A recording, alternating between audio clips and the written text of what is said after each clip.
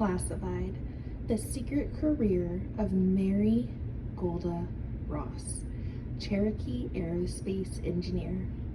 This story was written by Tracy Sorrell and illustrated by Natasha Donovan.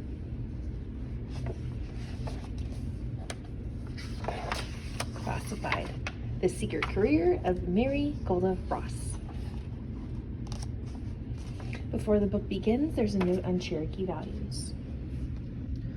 While a written guidebook on Cherokee values does not exist, important lessons have been taught by Cherokee families to their children across generations. Mary Golda Ross's parents instilled the tribe's values in their children.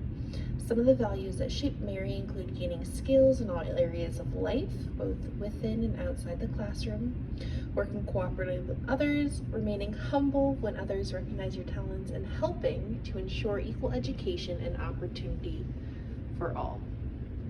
And the quote says, "Do the best you can and search out available knowledge and build on it. I started with a firm foundation in mathematics and qualities that came down to me from my Indian heritage." That quote is by Mary Golda Ross in April 2008. And our story begins.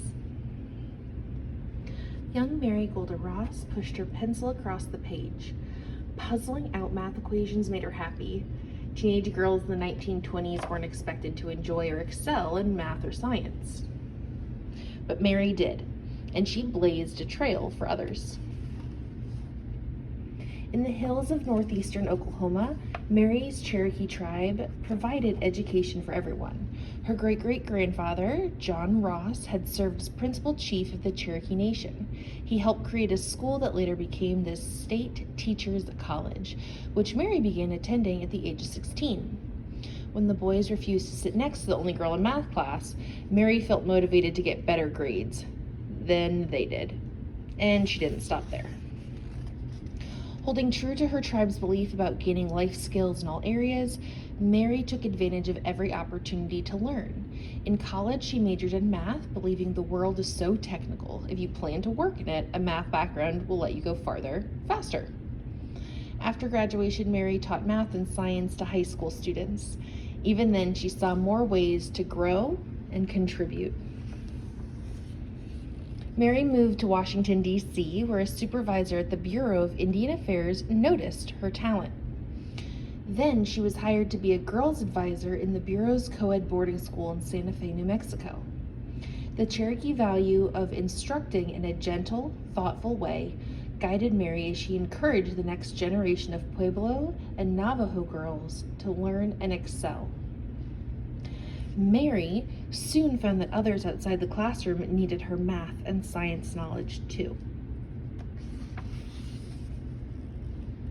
After the United States entered World War II in 1941, Mary left her teaching career and moved once again, this time to Los Angeles, California. Mary got a job as a mathematician for the Lockheed Aircraft Corporation. She helped solve a design problem affecting the safe operation of the P-38 Lightning fighter, one of Lockheed's fast-flying planes, and she enjoyed the research. Now, she wanted to design and build aircraft and spacecraft as an engineer. At that time, only men served as engineers in large corporations. Mary thought back to when she was a lone girl in her math and science classes. She wasn't intimidated, but she knew she needed more training. Mary focused. The company helped her take engineering classes at a nearby university. She had to balance her job duties and homework. Would the men Mary worked with accept her as their equal? They did. Mary became Lockheed's first female engineer and helped other women join the field. She modeled the Cherokee value of working together in mind and in heart. She shared her knowledge and asked questions to improve her designs. Her male colleagues respected her intellect, her drive to solve problems, and how she worked in a team. None of them realized, though, what would come next.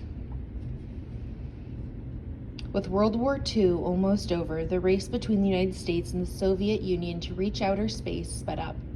The company selected Mary to be one of the 40 engineers in a super secret work team. Mary described the mission as taking the theoretical and making it real. What did that even mean? It meant that Mary worked on projects that people had only ever imagined, and some none had ever thought of before. No vessel had ever flown nonstop around the Earth with or without a pilot. Flying beyond Earth? That seemed impossible. Determined, she and her colleagues would figure out how to do it. When Mary accepted the invitation to join Lockheed's top secret group, known as the Skunk Works division, she knew most of her work would be classified. Today, a lot of it still is. When Mary appeared on Guess My Job TV game show, she surprised the host when her line of work was finally revealed. Even though Mary worked on world-changing projects, she never sought out the spotlight. Along with her colleagues, Mary researched orbiting satellites like those that monitor weather patterns and send signals to televisions. She designed concepts for space travel to Venus and Mars. Her critical work on spacecraft later helped Apollo's space program send astronauts to the moon. But what if nobody ever knew her name or recognized what an important engineer she was?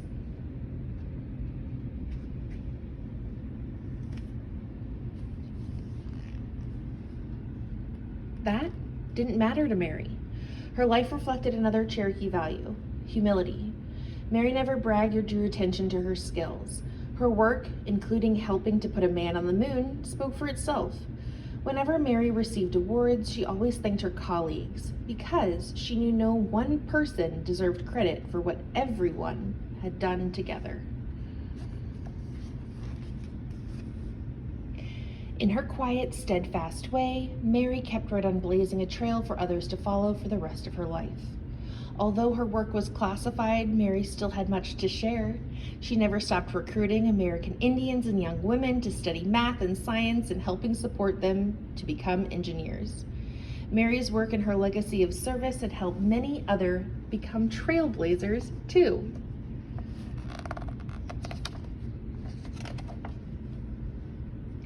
If you are interested in a timeline of events of Mary Golda Ross's life, then I recommend that you get a copy of Classified: The Secret Career of Mary Golda Ross, Cherokee Aerospace Engineer, written by Tracy Sorrell and illustrated by Natasha Donovan.